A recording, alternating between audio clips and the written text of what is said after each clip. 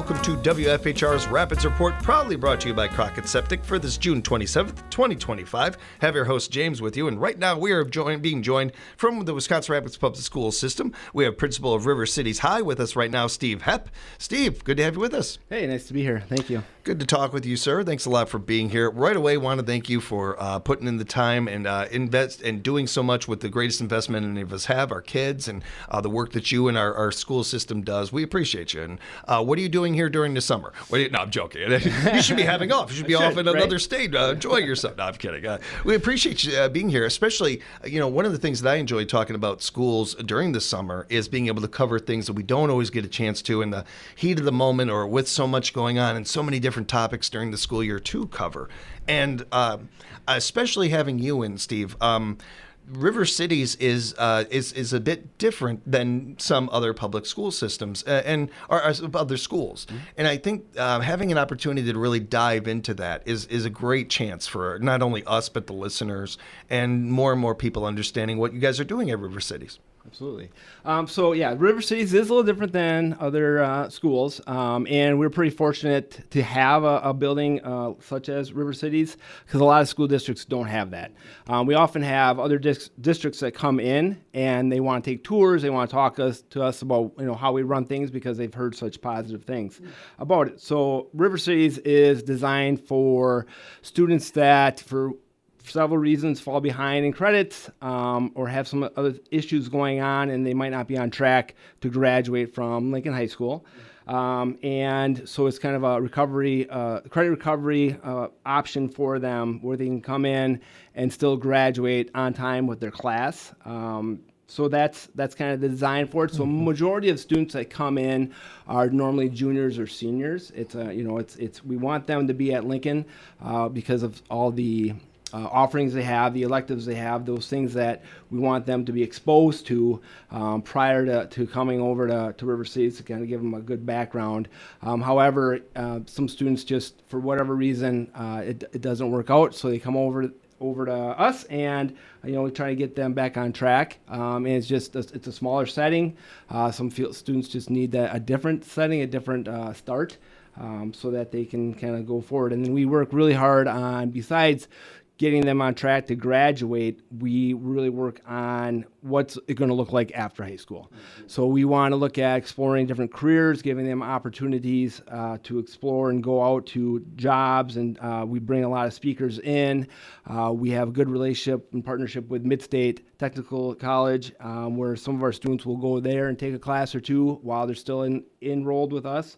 So a lot of our students will either join the workforce right away, or they sometimes will go to Midstate or another technical school to continue their education. So we've been pretty fortunate that way. Mm-hmm. Mm-hmm. Great breakdown. Appreciate that, Steve. And noteworthy, I think, not just to me, but just as an example to the community.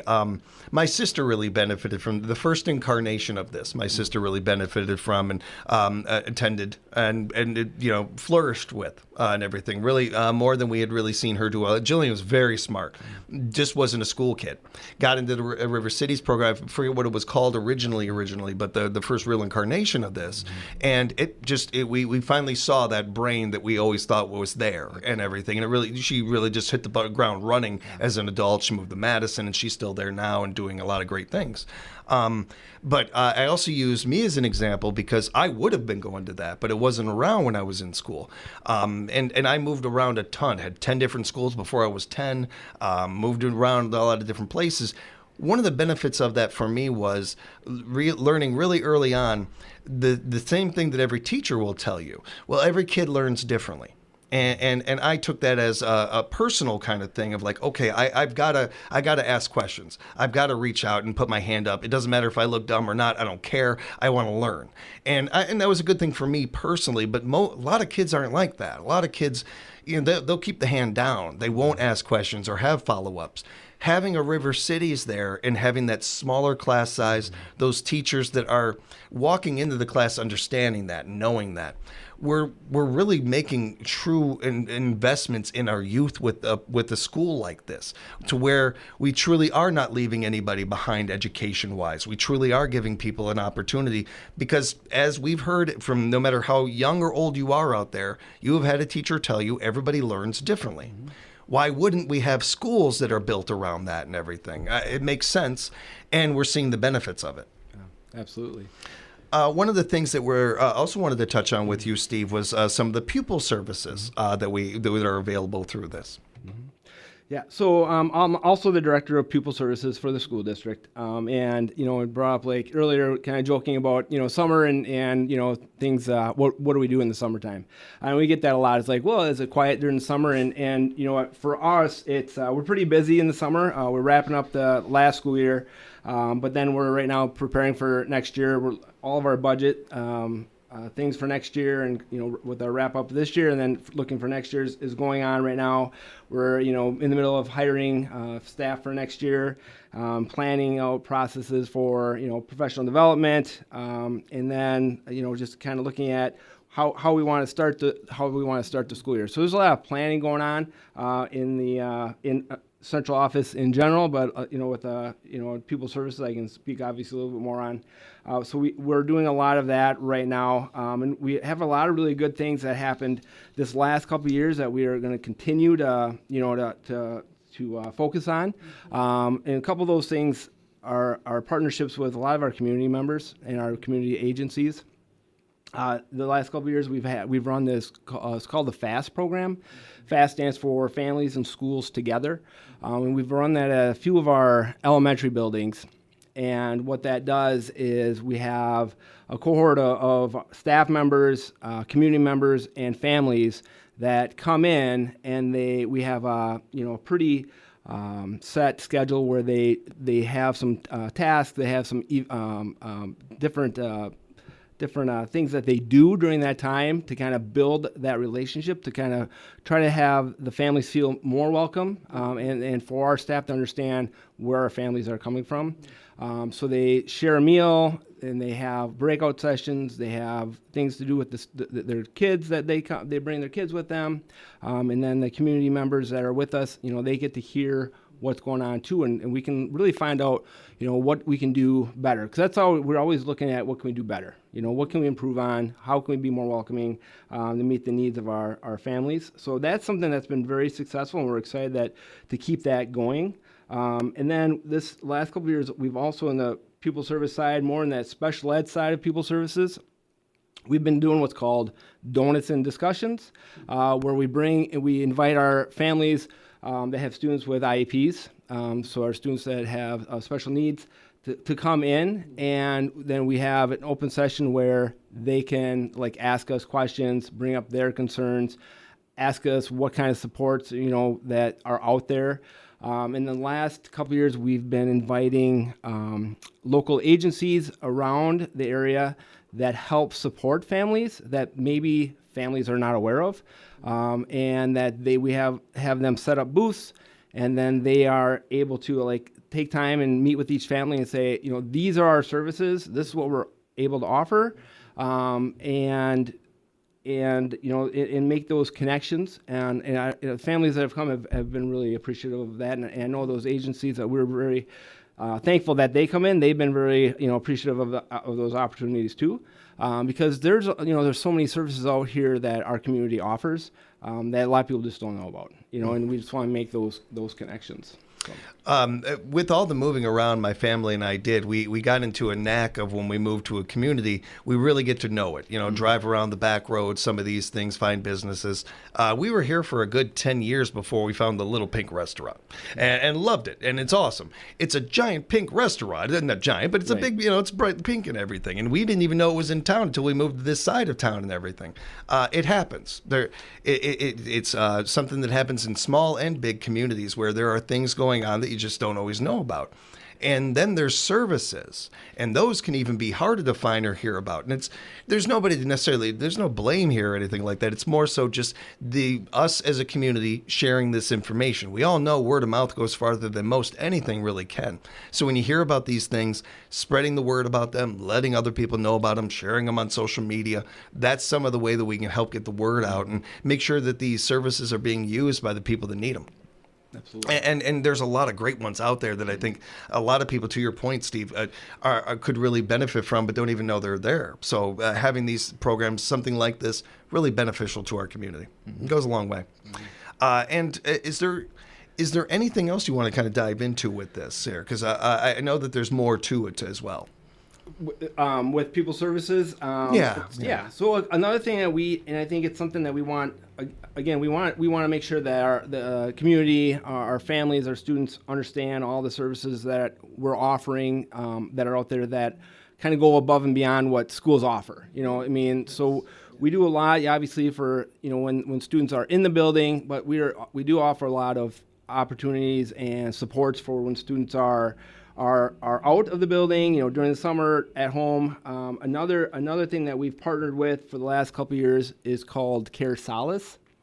And Care Solace is kind of our mental health navigator.